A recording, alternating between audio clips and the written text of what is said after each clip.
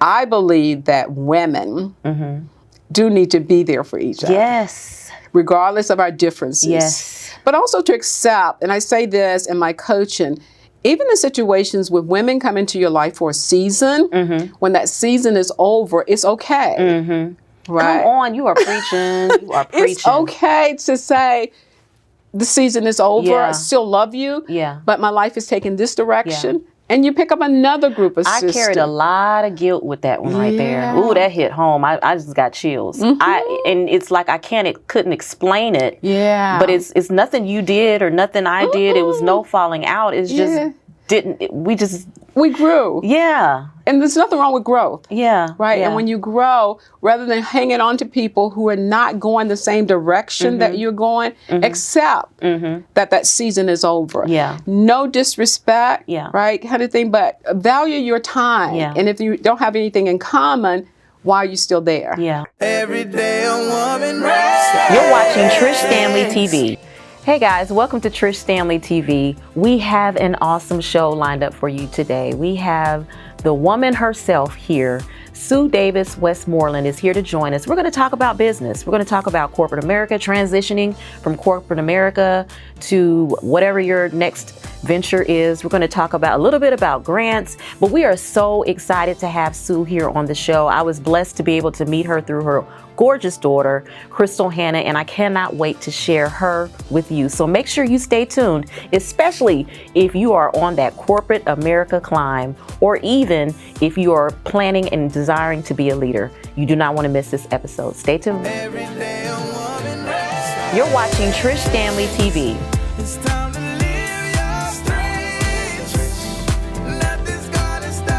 You're watching Trish Stanley TV.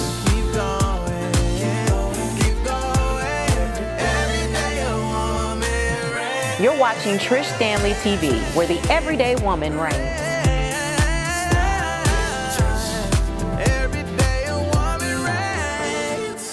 Hey guys, welcome to Trish Stanley TV. Today we're going to have a very important conversation. We're going to be talking about grants and sponsorships, among other things. We have an amazing guest, none other than Sue Davis-Westmoreland, hanging out with us on today. You are an expert in so many different areas, but we're going to try to narrow that in and talk about this particular topic. We met from your daughter, who refuses to get on camera. Yeah, I'm going to put her on blast on camera. Crystal Hannah. She's been blessed. I was able to connect with her from a coworker friend. And I was like, I really need a grant writer. And that's going to be my number one question to you. And then we're going to flow from there. Why is it so difficult to find grant writers, or are we not looking in the right places? Thank you so much for having me, and looking forward to having these conversations about grants, right? So your question is, why do we have a difficult time finding grant writers? I believe that we're not looking, right? We're not looking because they really are out there. One of the challenges, I think, for grant writers is that it is a service that they provide, right? And sometimes people believe in their budget. They don't have funds to cover the service. I got So I think that's one of the root causes of why we don't go after grant writers, because you need money. Right. That's what you're looking for. In order to apply for money. To apply for money. Right. And so strategically, what I coach on is to work with a grant writer, right, to see if you can't structure it so that they get a percentage of the grant. Once it is awarded. Right. It is a little bit of a risk, but really risk on the place of the grant writer. On the place of the grant writer. Right. Okay. Right. So sometimes to start the partnership and get to know each other, because that's so important, getting to know each other, right, is to have the discussion about how can we make this a win-win. Right. And if you really believe in what you're trying to accomplish, you're willing to make that partnership and structure a pay structure, right, so that it's a win-win for both parties. But grant writers are out there. I think what happens is, again, you're looking for money, and your budget, your operating budget may say, I can't afford to get a grant. And I think it's also important to do your own research. I think a lot of information, bad information is spread, because I know some bad information was spread to me prior to finding Crystal, is that, oh girl, unless you got $10,000, you might as well hang it up. And so that discourages a lot of people if you're listening to that instead of doing your own research. Yes. And that's what I mean about the partnership, because grant writers will come to the table like Crystal does and talk about tiers, right? Entry level, mid-level, high level.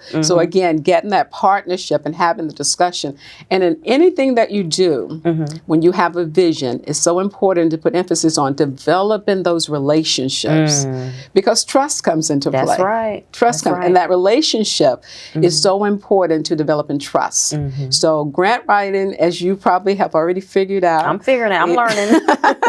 It's not the first attempt you get a win. Yes. Right. Yes. So you got to really establish yourself and accept the small losses in order to get to the big win. Yeah. So I think it's a mindset shift for all organizations, be you public, private, profit, or nonprofit. It's a shift in the mindset. It's a journey you go on. Oh, it is. It is a journey. It is. And she's probably holding my hand more than necessary, but this is my first time making an attempt. Yeah. And I'll share with you guys later what we're working on. But she's had to hold my hand because I'm like a child. I don't know. I don't want to make any mistakes. When someone's giving you money, you don't want to play with their money because I don't want to be playing with my money.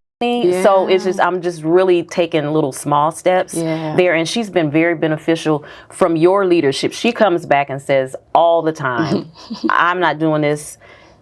The only reason why I'm doing this is because my mom taught me. So she's been trained and taught by the best. So let's talk about you. Thank you so much for that feedback. I love it. Absolutely. And I love her spirit.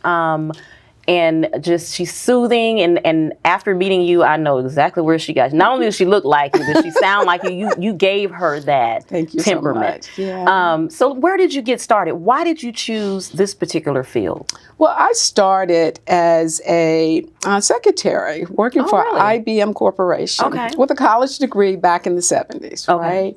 And my dad always taught me. I come from a family of 10. Okay. 5 Big girls, family. 5 boys. Okay. Right? And my dad always taught me the importance of a strong work ethic. He said, it's not where you start, it's where you end up. Yeah. Right? And that's so important. Yeah. So didn't grow up with a background in grant writing or nonprofit or working for a corporation, as a matter of fact. Okay. Right? Okay. My mom and dad both sent me to school to be a school teacher. Really? Yeah, business school teacher.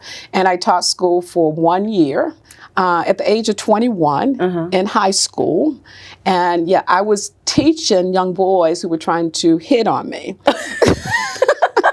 Because they were about to graduate and go to college, and I was fresh out of college. So there's only a couple of years difference. A couple of years difference, and I was like, well, let me go try something else. Okay. Right? Let me try something else, just to make sure this is where I'm going to land, right? Yeah. Of course, my parents were devastated. Because if you think back in the 70s, teachers were the most prestigious jobs you could have in a rural area. And we grew up in a rural area. Okay. And I went to work for this company called IBM. Big company. And my dad is like, you're leaving the classroom where you only have to work 9 months out of the year to go work for a company. In his mind, that didn't have a name. They had 3 initials, IBM. I said, well, Dad, that's International Business Machines, right? And he's like, well, what does that have to do with anything? But I did migrate from the classroom to corporate America, entry-level position. And I tell this story all the time because when I left after 35 years, I was a part of their senior leadership team. Wow. And so people are like, how did you go from entry level as a secretary to a member of their senior leadership team? And I'm just a strong believer in confidence, believing that you can, right? And then secondly, surrounding yourself with people who are going to lift you up. Right, and that's what happened in this large corporation in Charlotte, North Carolina. About 18 months later, I was in my first leadership position. Wow. And I didn't get there by myself. It was someone who believed in me also. And especially with that time and being rural South, being a woman of color. Yeah. For you to shoot up that fast, you have to be knowing what you're doing, honey. Well, I tell you, and I talk a lot about building relationships. Yeah. Right. Yeah. My dad, again, and my mom. I talk a lot about my dad in the book that I published, right? But my mom was there to support also. I just had a stronger relationship with my dad, watching him because he was a visionary. Yeah. He was a visionary. Young father. He was married at 19 and my mom was 17. And and then they somehow had 10 children. Right. He was busy. He was busy. But he was also strategic. Yeah. Right? He always said, I want my children to have a better life than I have. There's nothing wrong with what I'm doing. I'm going to work hard to make it work. Right. But he did go from being a sharecropper to a landowner. Wow. And left us a legacy of 30 acres of land, which we still use today. Even though we don't live in that rural area, we use the land to support at-risk families, working with the government. So that's where the nonprofit training come from. Okay. Right, working with the government, trying to get people to really be more self-sufficient, right? But he taught us the importance of giving back to the community. Right. So I think in corporate America, I took that attitude of giving back, right? So wherever I landed, and typically I stayed in a position 18 months, and after 18 months, someone was asking me to come work in another area. Okay. Just based on developing relationships. Yeah. I used to be told all the time, you're so likable. You're a likable person. I wasn't threatening, right? I may not have known the answer. And I talk to Crystal about this all the time. When you don't know the answer, find someone who does. That's right. So you were talking about grant writing, right? That's not your subject matter expertise. Right. But strategically, you said, I'm going to go find someone who does know about grant writing. Yes. And I'm going to trust them to hold my hand and lead me through it. Yes. And that's what happened in my early career at IBM. People taught me the importance of giving back, developing relationships, and this is really key, having a mentor. Yes. Someone who's going to speak for you when you're not in the room. Wow. Right? And that's what happened for me throughout my 35 years in IBM. And I will tell you, my background is in business, but I manage technical resources, engineers and programmers. So you're techie like me. I know how to get techie people. Oh, okay.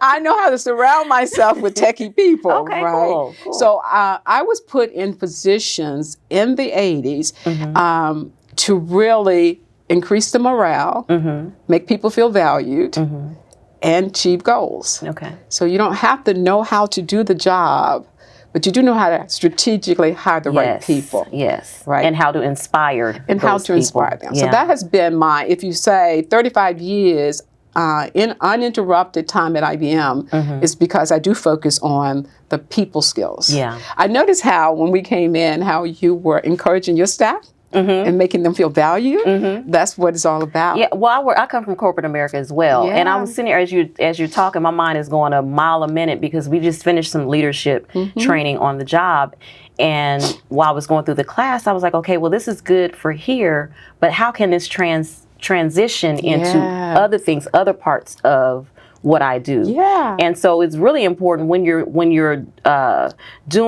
balancing your passion with both are my passions, but when you're balancing your passion that you lead versus joining passion of a corporate company, I take what I do here and you kind of can play with it, if you know what I mean. You can kind of play with it, and I never appreciated that until after this training that I had this year, and I've been with AT&T 26 years. So it's what you're saying, I so can relate to. The other thing that we were talking about offset, where you talked about where you get your confidence from. And I want you to kind of expound on that because I think it's such a beautiful thing. As a fatherless child, I applaud stories like this. So just share with us where you get your confidence from. Well, I'll tell you the first indication that I could make a decision that was right for me was my dad. We were working in the fields because I said my parents were sharecroppers. I wanted to be a cheerleader. Right, no cheerleading experience. You just thought it was cute. I thought they were cute, and I thought I want to do that. Right. And so I said that to my mom, and she said to my dad, "You're going to take her to tryouts." Oh, okay. Never did they say, "How in the world are you going to be a cheerleader?" She wants to do it. We're going to support her to do it. The first year I went, my dad came out of the fields, cleaned up.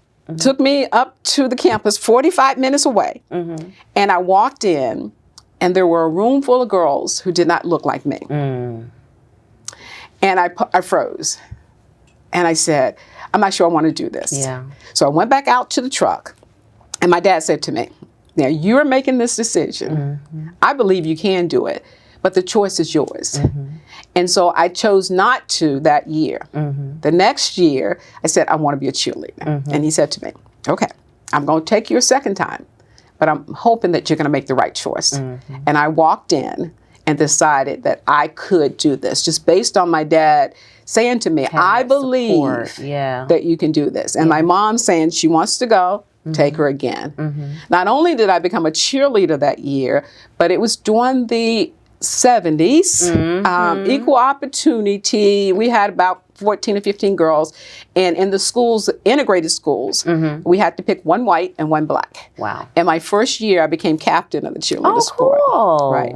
And so for me, the first year trying out, getting in my own way, because my dad never said you can't do it. Nobody told me I couldn't do it. So I had to really look at how to avoid self-doubt. Yes. Right. And that next year, like I said, and that kind of spearheaded me. I will walk into a room, any room today, and someone will say, we want you to do this. And I'm going to say, I'm going to give it my best shot. Right. So, because you don't shy away from, because you, and see, that foundation is so, it goes so far. And I love hearing these type stories, because we always talk about, you know, the, we always thinking mama, you know, and I'm a mama's girl, I'm tell you now, so I don't say nothing about Jan. At the same time, there are some wonderful fathers out here that is killing it and are doing amazing jobs, not just with their sons, but with their daughters. And so I want to celebrate that man, your father, and others along with him. That's why I wanted you to share the story. But that's where your confidence comes from. That. And then the other thing that I got from that story is when us as black girls, we come into a room and it's all white. Now, I was born and raised in Indiana, so I was used to it. That was part of my norm. But the insecurity of that. And so I know as soon as you walked in the door and you saw those white faces, you was like, oh no, this is not for me. I can relate to that. And it was unfortunate. There was one other person in that room that looked like me, but different upbringing. Her father and mother owned a business. And my mom and dad were sharecroppers, right? So just a difference. But again, my parents really instilled in all 10 of us, you get to decide. Now, whenever you decide, we're going to support you, but you got to do the work. You got to do the work. And I made it a point to always, regardless of where I am, I'm going to put in the effort. I'm not going to pretend to know everything, as I mentioned earlier, but I do know how to solicit people who can do what I don't do. Right? And the leadership training that I do nowadays, I talk to leaders about this. Sometimes we think we have to know everything.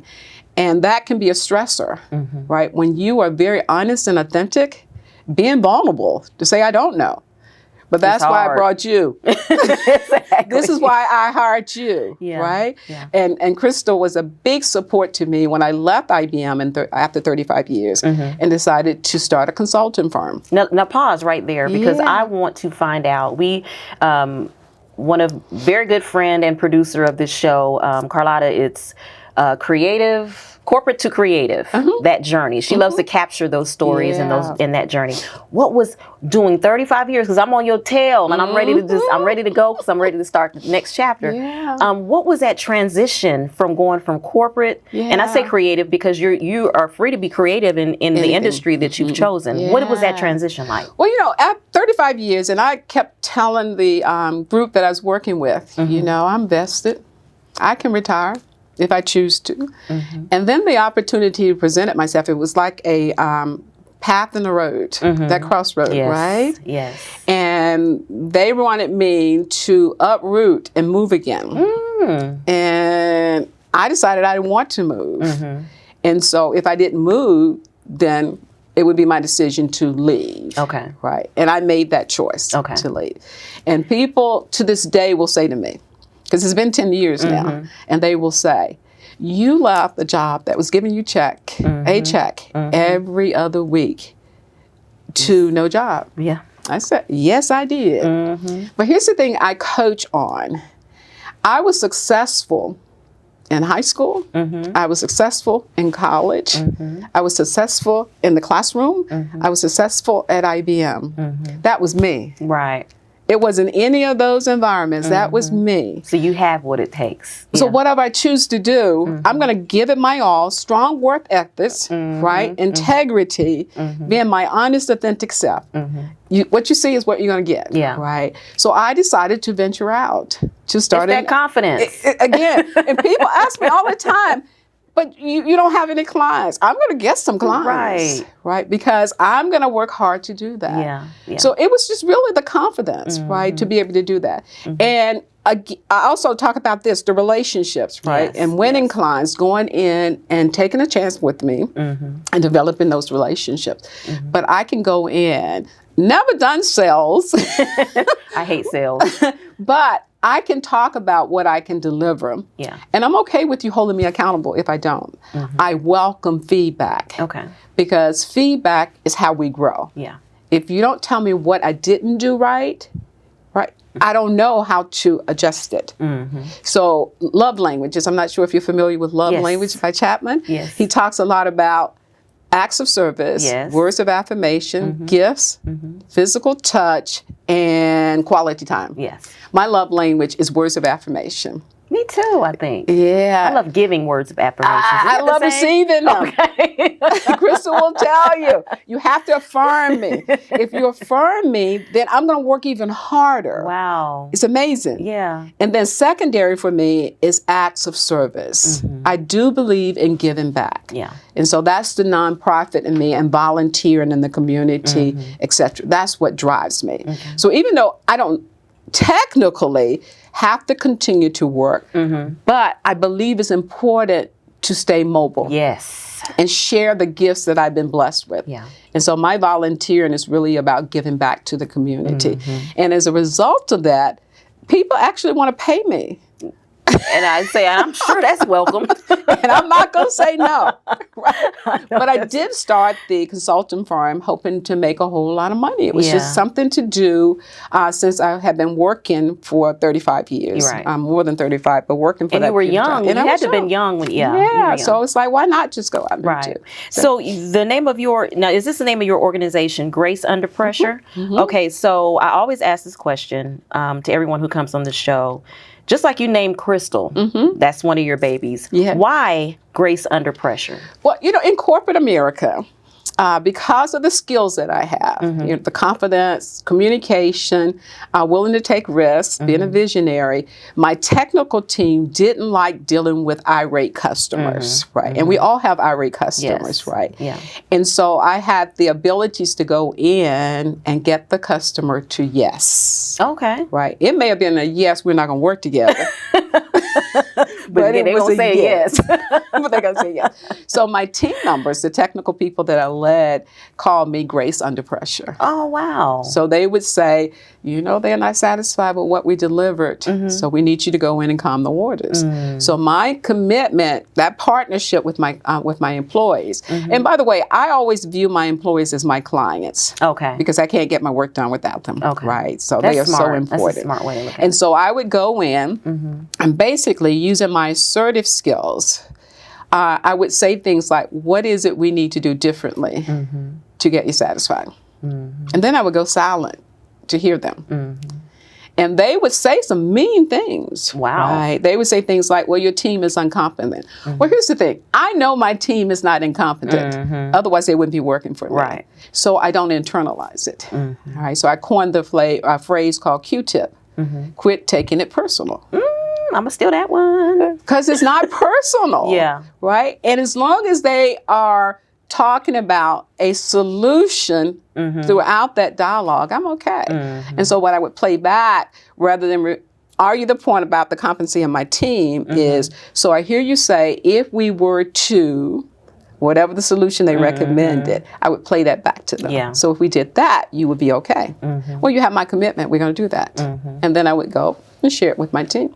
Never told my team that they felt we were incompetent. Right, right. Here's how we can fix that kind of thing. So they gave me the title Grace Under Pressure. So I've just carried that with me. I love it. And I do believe we can get to yes in any situation. And I now that I feel kind of bad about my work nickname. My work nickname is Queen of Mean. So I need to go and fix some stuff.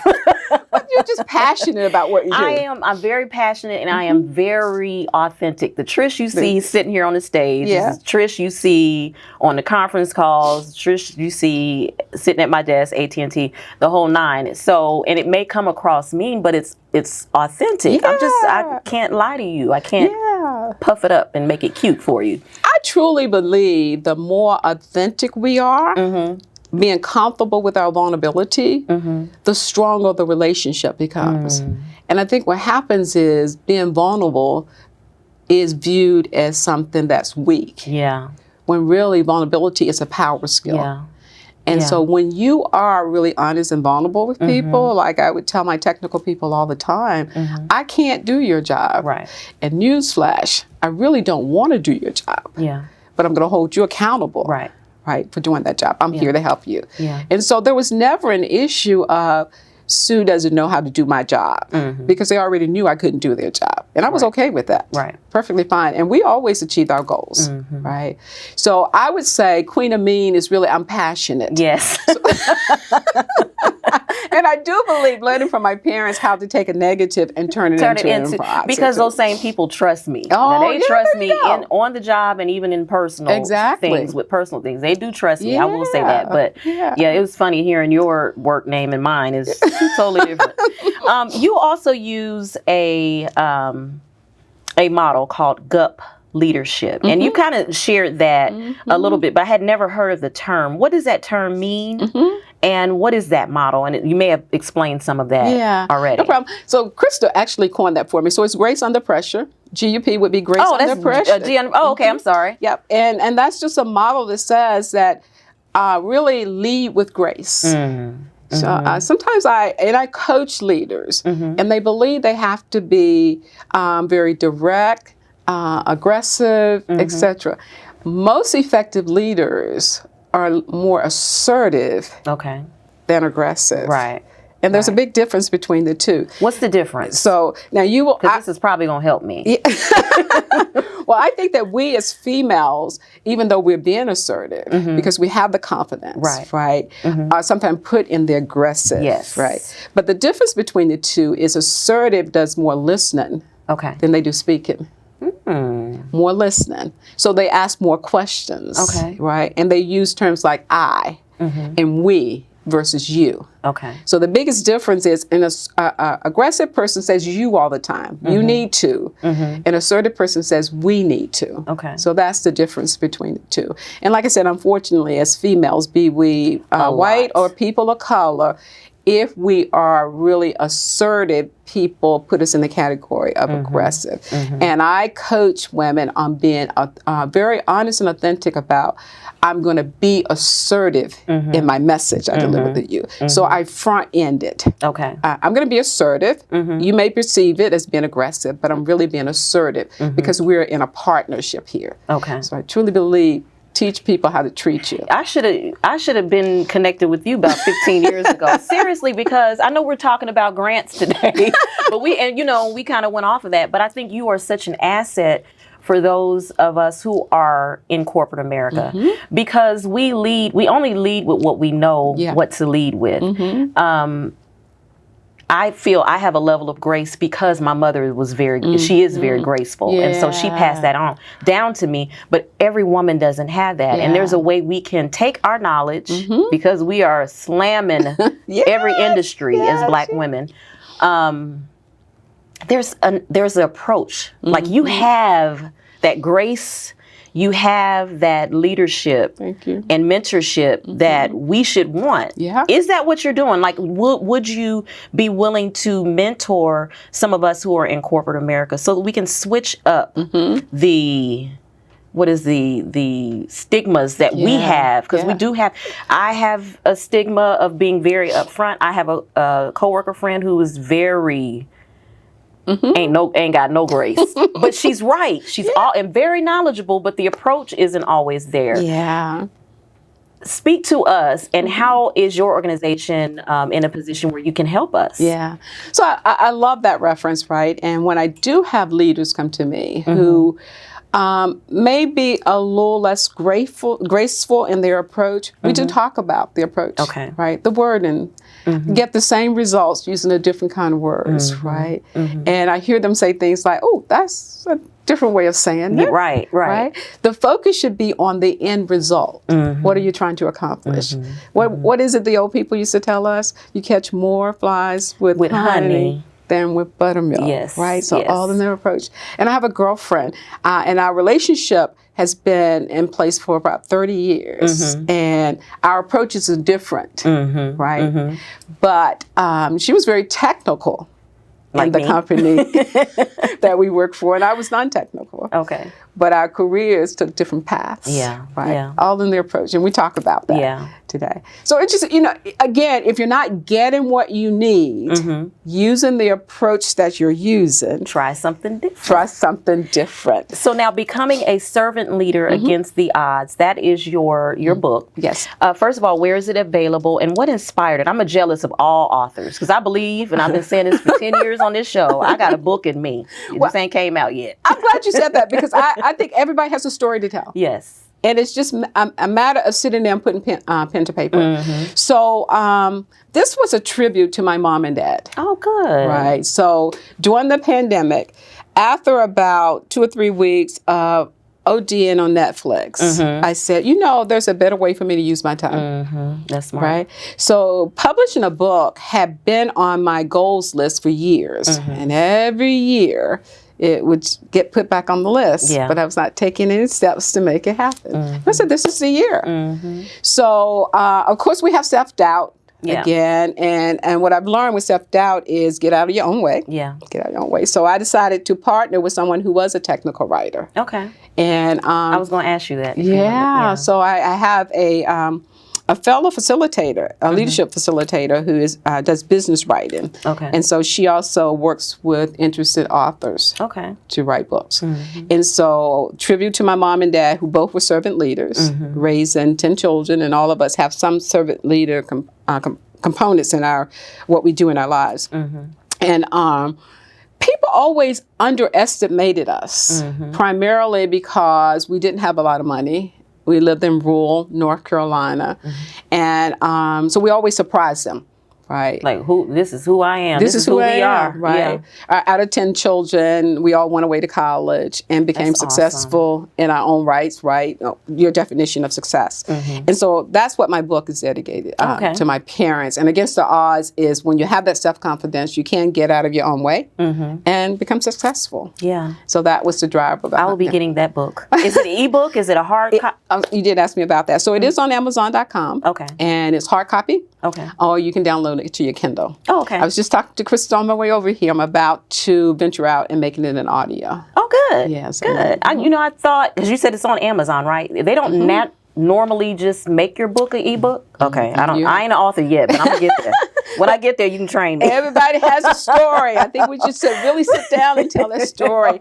And so my book focuses on leadership skills, right, and how to approach people and delivering messages, kind of thing. You are my type of girl, in the sense that I love women who are really operating, and we say it all the time here on the show, who are operating in all of their gifting. And you probably haven't tapped into some because our talents go deep. But you are doing a lot of them. You are a PMP. I'm jealous of you for that because I tried it, honey, and I could not do it. A CPC. What is the CPC? Oh, let me go back. A PMP is a project manager. So for those of you who don't know, so she's certified in that.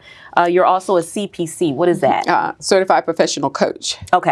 Certified professional. And you're coaching, as kind of like what you were saying, women who are already in the industry and mentorship. Well, I do some personal coaching, but mostly people who are interested in leadership, some who are in leadership, and want to get a different result. Like me. So I do the coaching. And coaching is really just about, coaching is about letting people talk. And asking questions. Getting it out. Yeah. And then you take those words and you make them pretty. Yeah. Okay. And coaching is about, okay, you say you want to do that. Right. What are you planning to get there? Right. And, a plan is just an idea until you put it down on paper. That's right. And accountability is very big for me also, accountability. So if you tell me you want to do something, I'm going to make sure you have some goals. Yeah. And then you're my type of coach. I'm serious. You're my type of coach. Because in this particular area right here, as a CPC, those of us who are preparing or anticipating or planning for a career change, this is where you would really come into. Yeah. Okay. I love it when they come to me and say, I've been trying to get a promotion for the last X number of months. And we were talking about this before we started your segment. One of the questions I ask is why? Why do you want a promotion? And there's a process with the use of why. If you ask it 5 times. I've heard that before. Yeah, it gets to the emotional reason why. Wow. And then sometimes people can't get to the emotional reason, which limits the probability that they're going to achieve their goal. Yeah. If there's not passion, as we talked about, that's where the emotion comes in with the passion. Yeah. And coaching, by the way, you mentioned project management professional, because I've been certified now for about 24 years, and I recertify every 3 years. But I coached Crystal to become certified as a project management professional. Girl. And and it was amazing because, sometimes they say you can't coach family members, but Crystal is very coachable. She's excellent at teaching, but when I say that her personality, I understand it now meeting you. I just so get it. One of the sweetest, most humble persons, and really you should be proud. I mean, I hope to think my mom is proud, but you really should be proud. Very, very proud. Both my girls, but really proud of Crystal and her drive. And she actually did the PMP exam. I'm telling her story now. I'm not going to look at it. Because she's supposed to be on screen, but that's okay. She did her exam at 4 o'clock in the morning with 3 children. Serious? Yes. And then virtually, right? Because it was during the pandemic. Go figure. And at the end of the 4 hours, she pushed a button and it said, congratulations. And she was like, she texted me and she go, I think I passed. I said, well, what did it say? It said, congratulations, right? She said, I'm not going to get excited until I actually get the certificate kind of thing. But yeah, and it's doable. Yeah. It's doable. Because it's overwhelming. It can be overwhelming. So that's good to know. I might have 2 clients for you. Me being myself. Okay. DISC certified. What does that mean? And DISC is DISC certified. Yeah. So DISC is about personalities and communication styles. Okay. Which is part of communications and developing relationship. So DISC says that we all have a home base where we're most comfortable when we relate into people, right? When we're communicating with us. Some of us are very direct in our communications. Some of us like to get people involved. Some of us are very social, and some of us are very conscientious. Okay. So knowing your personality style, which is an assessment you can take, a free assessment, take you about 15 minutes. Okay. It will tell you where you fit in those 4 quadrants. Okay.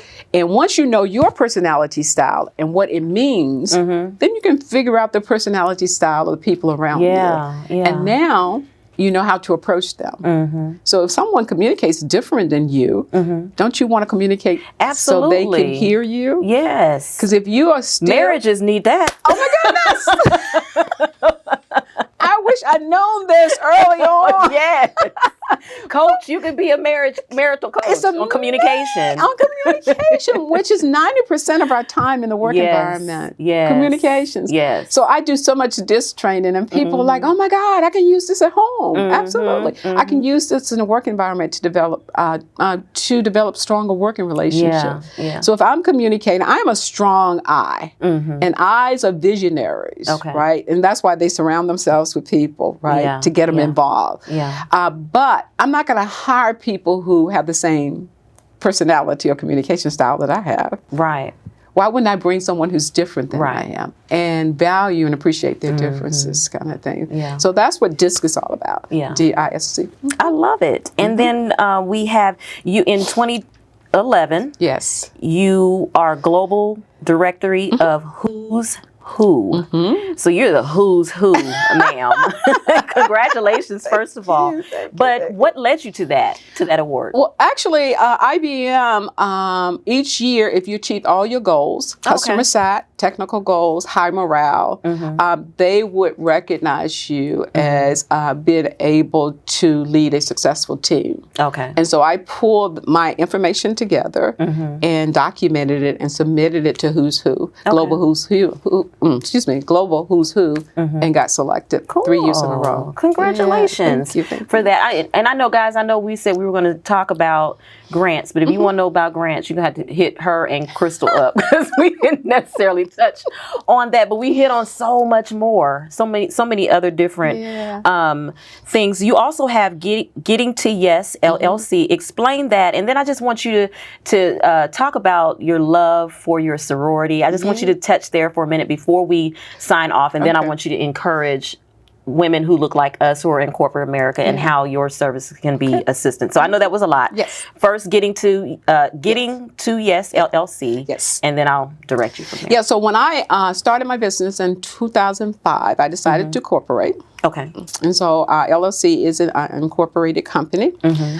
Didn't know how to do that, so I hired a lawyer. Okay. And so don't know how to do it, hire somebody. Hire somebody or find somebody who's going to give you freely, which is hard to get. But anyway, I hired a lawyer and paid her. So I wanted my company to be incorporated. Yeah. And so that's the LLC. And Getting to Yes, again, goes back to the communications. Okay. And being able to listen to understand other people. Most of us listen to respond versus listening to understand. And there's a big difference between the two. So we need to actively listen. So that's where the Getting to Yes came from. And I always say this to people.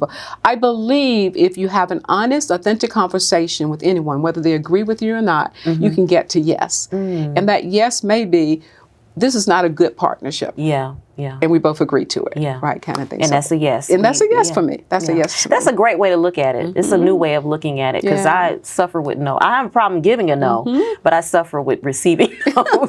But if I look at it in a sense of yes isn't always my way, it is just the way. Yeah. I think that's a great way to look at it. Now, you are at Delta. Yes, I am. And we talked, that's another area that I hate on a little bit, because I love that sorority. But share how that has been a benefit and an asset in your life. Yeah.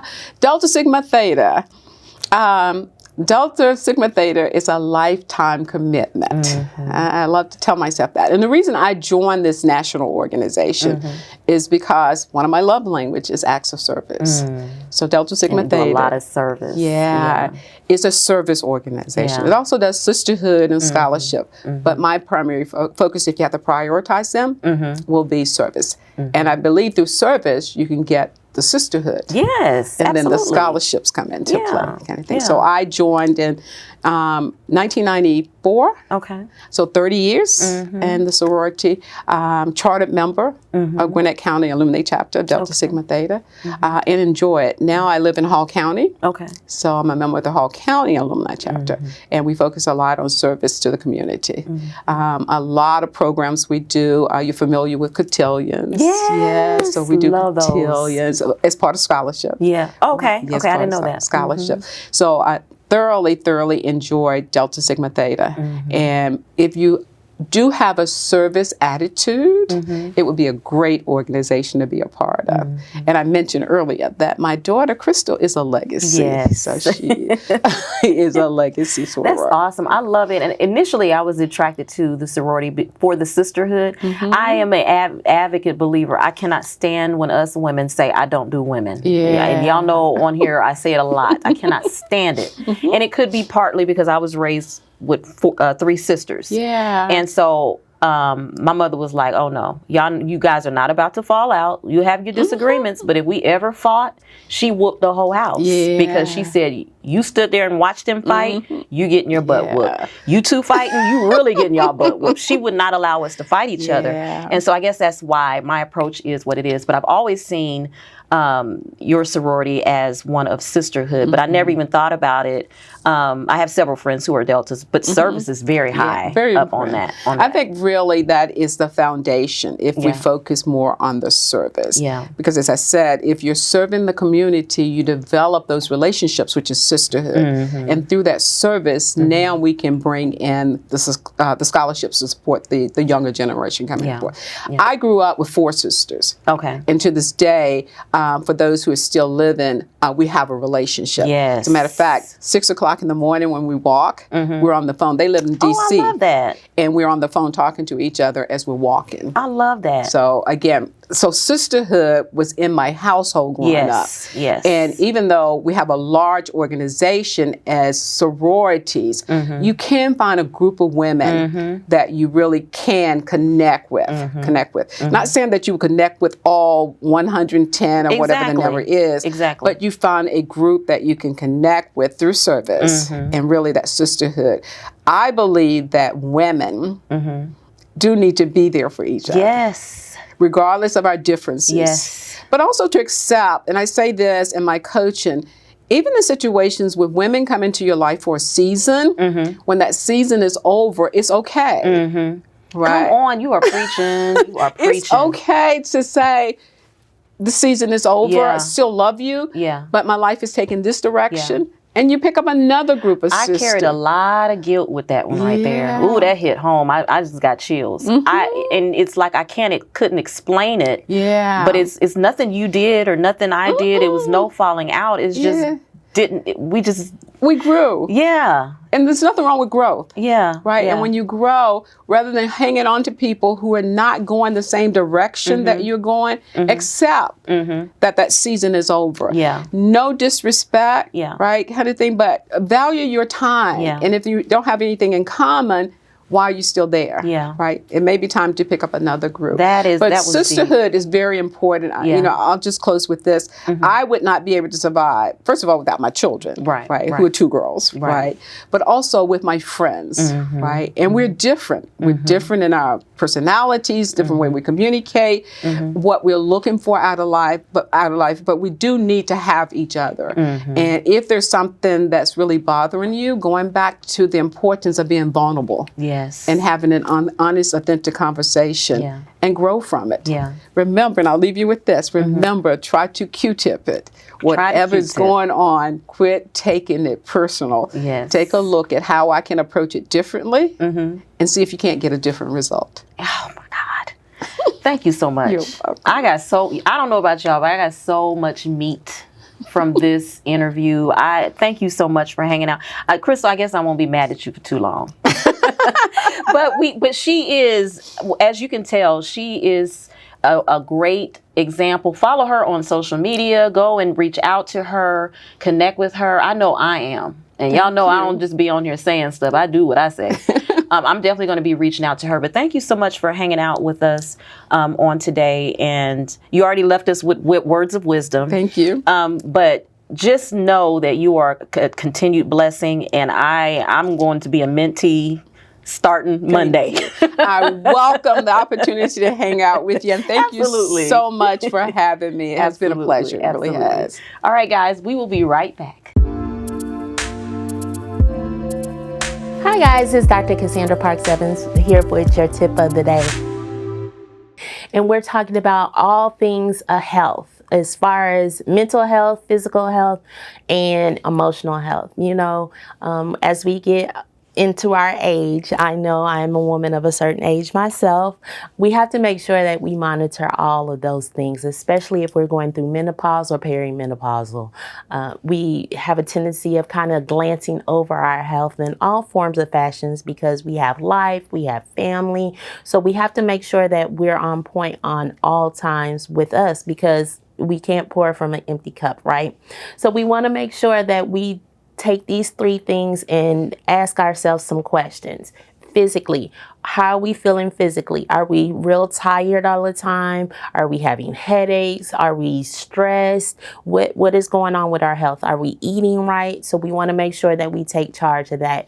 If necessary, we want to put ourselves on a plan, go see a doctor, make sure that we're in good physical health. Emotional health. Emotional health, of course, is very important because that is our mental capacity. So how are we feeling mentally? Are we stressed? Do we need stress relievers? Do we need ways to think about different things? If we do, we need to go to a therapist or a coach. There's no shame in that. If we need additional help with our mental capacity, please go and get it. And of course, we want to talk about just our overall health. That's very important as well. You know, we want to make sure that we're doing the best that we can. We want to make sure that we're being the person that we need to be at all points in times.